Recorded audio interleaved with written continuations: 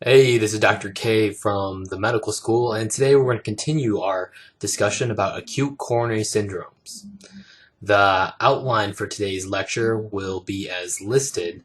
We already talked about coronary blood supply, what isn't a coronary syndrome, what are the different types of acute coronary syndromes, the pathology behind it, and how they're diagnosed. We're going to mainly focus on EKG findings in today's discussion. And in later videos, we'll talk about the management of acute coronary syndromes, including what medications provide, as well as what interventions need to be performed for these patients. Before we can talk about the findings of acute coronary syndromes on EKG, we need to understand what a normal EKG looks like. So we've talked about before about the acronym RHEVI: rate, rhythm, axis, hypertrophy, infarction, block, and intervals. Just a way to break down an EKG into simple terms so you can figure out what's going on.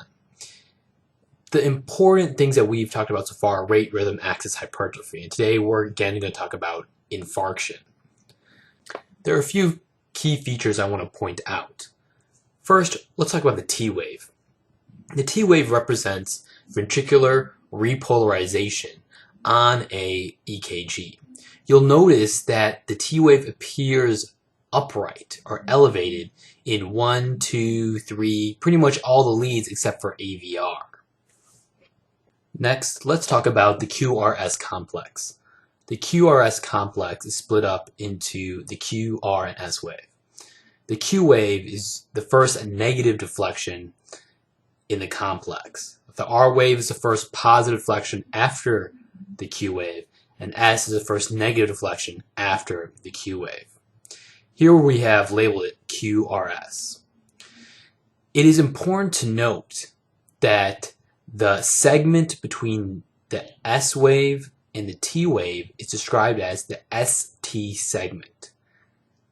A rise in this segment from baseline or a depression of this segment from baseline is one of the indicators for myocardial infarctions or acute coronary syndromes. Note that the ST segment on a normal EKG is in line with the baseline for the EKG, as noted here in AVL and here in V2. We are now going to proceed to talk about the changes you do see in a myocardial infarction on EKG, but keep these normal features in mind because you will not be able to identify abnormal if you don't know what normal is. So let's go on to talk about the first changes you may see in an EKG during a myocardial infarction. So when you're examining a new EKG in the setting of a possible acute coronary syndrome, there's some keys that you need to know. First, always compare the new EKG to the old EKG. It lets you identify new changes very easily. Always look at contiguous leads. It means leads that look at the same area of the heart. You want to make sure the changes are seen throughout those leads. 3, location. Always be able to identify the location of the heart being affected. And finally, if in doubt and you're not sure about whether an EKG shows acute coronary syndrome, curbside a cardiologist for help. Let's now talk about location on EKG. The leads of an EKG let us know what parts of the heart are being affected, and therefore kind of tell us what vessels are possibly occluded, leading to these changes. So let's take a look at our first set of leads. If 1 and AVL show consistent EKG changes with an acute coronary syndrome, this is usually the lateral part of the heart that's being affected, and the vessel that's commonly occluded would be the circumflex. If 2, 3, and AVF are affected, then it is likely the inferior portion of the heart is being affected, and we are looking at an RCA or right coronary artery occlusion that is occurring, that's leading to these changes. The third set is V1 and V2. If these leads have similar EKG changes consistent with an acute coronary syndrome, then the septal area of the heart is being affected, and usually a branch of the left anterior descending, or LAD, is occluded. If V3 and V4 are affected, then it's usually an anterior portion of the heart. And again, another branch or proximal LAD is being included. V5 and V6 also look at the lateral portion of the heart. And if you notice a large R wave in V2, consider a posterior myocardial infarction. The reason the large R wave is that you're seeing a reciprocal change in the EKG. Now that we've identified the different locations and how they appear on an EKG, let's talk about some of the changes. So first off, let's talk about Q waves. Q waves are waves that are normally part of the Qrs complex, but these Q waves can be pathological in acute coronary syndromes. Q waves tell us that there was a previous myocardial infarction present. It does not indicate that there's an acute infarction. So what is a pathological Q wave? A pathological Q wave is an abnormal negative deflection seen at the beginning of a QRS complex in contiguous leads that makes the first 0.04 seconds net negative. That's about one little box. Again, it does not signify acute infarction. Now, why do Q waves, or pathological Q waves, I should say, develop? Well, EKG measures a sum of different vectors of repolarization and depolarization. So every wave you see is a sum of all the either repolarization or depolarization that's taking place at a time. Normally, our Q wave is less than 0.04 seconds, and that first little box of the QRS complex is actually net positive, indicating that there's depolarization heading towards left and inferior portion of our heart. When there's an infarction, those cells die and do not contribute their vectors to the total sum in that first little box. When they do not add their sum, the Q wave, or the net Q wave, changes from being positive to negative. And let's demonstrate how this looks. So I'm going to draw two little boxes here. These each, their width represents 0.04 seconds. That red mark indicates the baseline of the EKG. So we're looking kind of a magnified view. If you were to see a negative deflection in the first 0.04 seconds, and it's net negative for this little box, this is called a pathological Q wave, indicating a previous MI has occurred. Now, this is fairly simple. This is a straightforward pathological Q wave, but sometimes it can get a little tricky.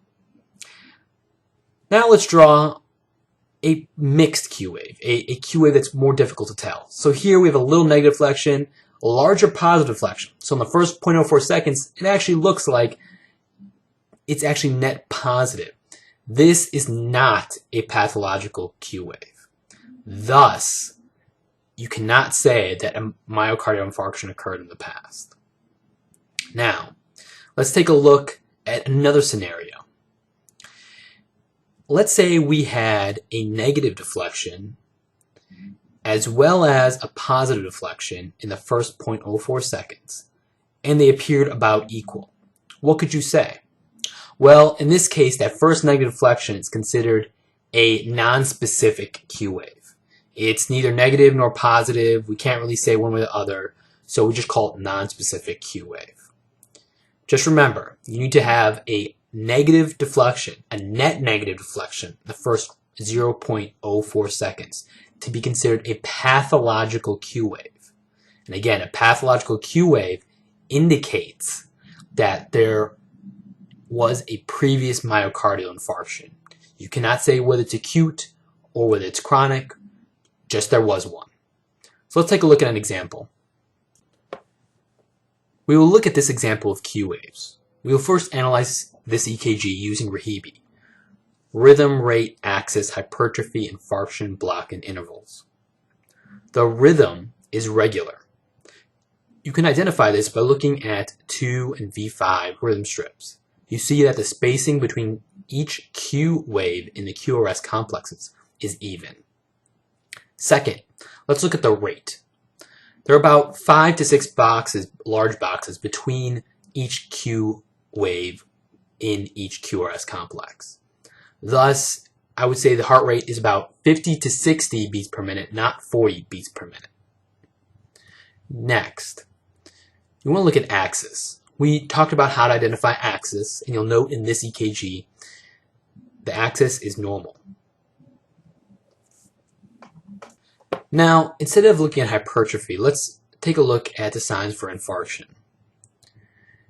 Specifically Q waves. Where do you think there are Q waves?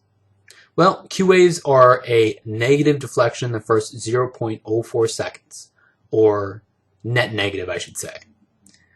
Looking at this EKG, we see 2, 3, and AVF are where the Q waves are located. What location of the heart does this correspond to? If you remember our table earlier, you will note that 2, 3, and AVF correspond to the inferior portion of the heart. So by the presence of pathological Q waves in 2, 3, and AVF, we have determined that at some point this person had a myocardial infarction in the inferior portion of the heart. Now let's talk about T-wave inversion. T-waves represent rapid ventricular polarization or repolarization. The T-axis is normally left inferior.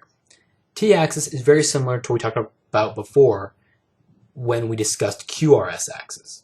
It is the net sum of vectors during ventricular repolarization. Just like the QRS axis, it points left and inferior. The T wave is positive in all leads except AVR. It's really important to note when trying to identify T wave inversions. Remember, cells require oxygen to both depolarize and repolarize. Whenever there's ischemia or infarction, the T wave will point away from the site of ischemia infarction. Why? Well, like when we talked about Q waves. At any given point, a deflection on the EKG is a net sum of all the electrical activity occurring at that moment. When cells infarct, they have no more electrical activity, so they do not contribute to the sum total vector. Thus, when they are no longer there, the T wave will go from being positive deflection to a negative deflection because of the loss of this negative activity of these cells. Now, let's try to identify T-wave inversions on an EKG. Here is our next example. When looking at any EKG, make sure to analyze it using Rahibi. So first, it looks like a regular rhythm. The rate appears about 100 beats per minute with 3 large boxes between Qs. The axis appears normal. There is no evidence of hypertrophy here, but we won't go into too much detail about that. In terms of signs of infarction, well, first off, I can see some Q waves right away. In leads 2, 3, and AVF, there are Q waves present. Next, let's look at T-wave inversions. In leads 2, 3, and AVF, I also see T-wave inversions. There is a T-wave inverted in AVR, but the T-wave is normally inverted in AVR. Just by these signs alone, I could tell this patient in the past has had an acute myocardial infarction in the inferior distribution of his heart. We've talked about acute coronary syndromes and what they represent. We've talked about Q waves and T-wave inversions. We've talked about normal EKG findings. You should really practice how to identify Q waves and T-wave inversions on EKG. Just search on Google for EKGs. Next time we're going to talk about ST elevations, ST depression, blocks, so on and so forth. But if you like this video, thumbs up, give it a comment, subscribe. You can follow me on Twitter at iMedSchool, where I give out little quizzes every day. Otherwise, it's Dr. K, and I'll see you next time.